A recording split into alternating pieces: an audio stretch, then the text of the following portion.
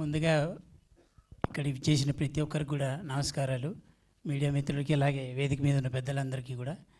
ఈ సినిమాలో నాది రామ్ది ఒక మంచి క్యారెక్టరు. ఆ క్యారెక్టర్ ఏంటని నేను ఇప్పుడు చెప్పను, కానీ ఇందాక మీరు డైలాగ్లో విన్నారు కదా.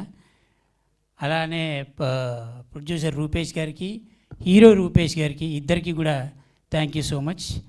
ముందు అంటే ఈ సినిమాలో ఇప్పుడు ఇక్కడ మాట్లాడాలంటే కొంచెం భయంగానే ఉంటుంది. ఎందుకంటే వెనక మా గురువుగారు ఉన్నారు. ఆయన చూడంగానే ముందు కాళ్ళు చేతులు వణుకుతూ ఉంటాయి. ఇటు చూడకండి సార్. ఎందుకంటే మాదంతా ఒక బ్యాచు.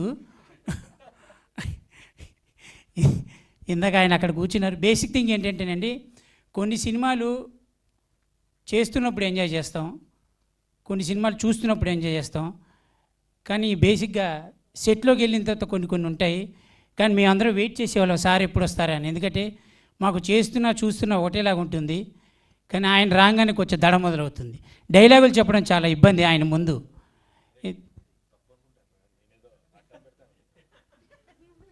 ఆయన అడ్డం పడతాను అంటున్నారు.